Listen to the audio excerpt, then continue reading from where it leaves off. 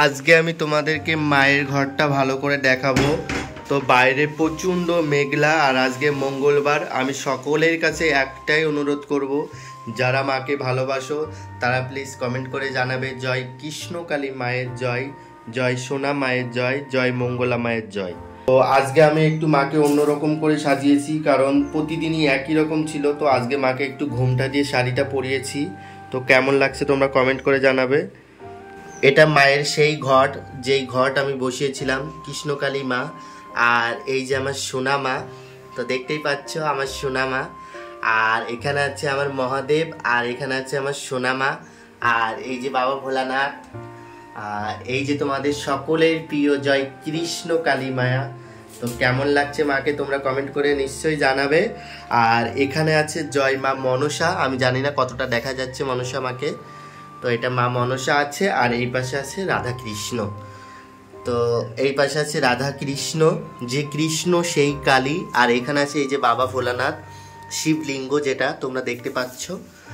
তো আমার সকালবেলা পুজো দেওয়া হয়ে গেছে। তোমরা সকলেই দেখতে চাও মাকে, তো আমি সবসময় তোমাদেরকে দেখাতে পারি না মাকে।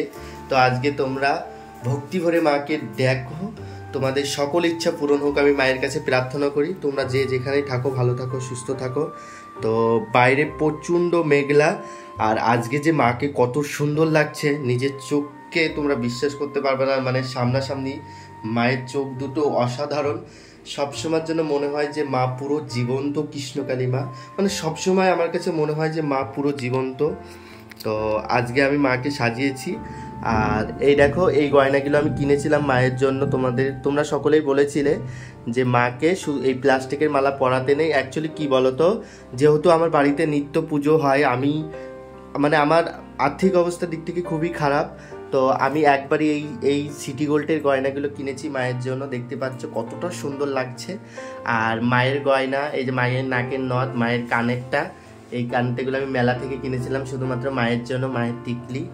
আর মায়ের হাতের শাঁখা পলার সাথে একটা এই যে বাউটি আছে, একে কি বলে আমি জানি না, তোমরা কমেন্ট করে জানাবে, ঠিক আছে। আর মাকে হলুদ শাড়ি পরানো হয়েছে, আর মায়ের মানে ঘুমটা দেওয়া হয়েছে একটা হলো ঘিয়ে কালার শাড়ি দিয়ে। এটা পরানো ছিল, তো আমি ভাবলাম আজকে একটু মাকে ঘিয়ে কালার শাড়িটা একটু সুন্দর করে সাজিয়ে দিই। কারণ মাকে তোমরা যতই সাজাও, মাকে যেমনই সাজাও, যাই করো, মা কিন্তু অপরূপ সুন্দরী। তো যাই হোক, জয় কৃষ্ণকালী মায়ের জয়। আজকে আমি আমার মায়ের ঘরটা তোমাদেরকে ভালো করে দেখালাম। আমি মাকে পুজো দেওয়া হয়ে গেছে। আর তো সবাই ভালো থাকো, সুস্থ থাকো। আমি মায়ের কাছে প্রার্থনা করি, মা সবাইকে ভালো রেখো, মা সবাইকে সুস্থ রেখো, যে যেখানে আছে সবাইকে ভালো রেখো মা। সবাই যাতে ভালো থাকে, সুস্থ থাকে, এইটুকু তোমার কাছে ভিক্ষা চাইছি মা। সবাইকে ভালো রেখো। জয় কৃষ্ণকালী মায়ের জয়, জয় সোনা মায়ের জয়, জয় মঙ্গলা মায়ের জয়। মামা কি আমার কালো রে শ্যামা, মা কি আমার কালো শ্যামা, মা কি আমার কালো রে শ্যামা, মা কি আমার কালো। লোকে বলে কালী কালো আমার, মন তো বলে না কালো রে। কালো রূপে দিগম্বরী, কালো রূপে দিগম্বরী, হৃদি পদ্ম করে মোরালো রে শ্যামা, মা কি আমার কালো রে শ্যামা, মা কি আমার কালো।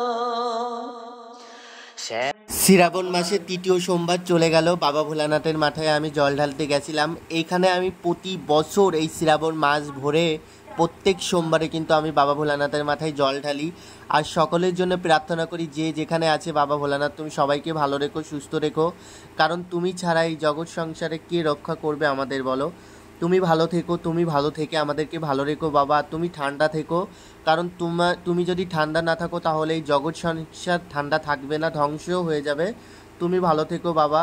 আর অনেক মানুষই তোমার কাছে যাচ্ছে পুজো দিতে, তো তো সবাইকে ভালো রেখো বাবা, কারণ রাস্তাঘাটের অবস্থা একদমই ভালো না। অনেক মানুষ ভক্তি করে তোমার পুজো দিতে যাচ্ছে বাবা, সবাইকে সুস্থ করে তাদেরকে বাড়ি ফিরিয়ে দিও বাবা। তোমার পুজো যারা দিতে যায় তাদের যেন কোনো ক্ষয়ক্ষতি না হয়, তাদের যেন কোনো ক্ষতি না হয় বাবা। তুমি ভালো থেকো আর তুমি সবাইকে রক্ষা করো বাবা। তো তুমি ভালো থেকো। জয় বাবা ভোলানাথ, জয় বাবা ভোলানাথ। বাবা তুমি ভালো থেকো বাবা। জয় বাবা ভোলানাথ।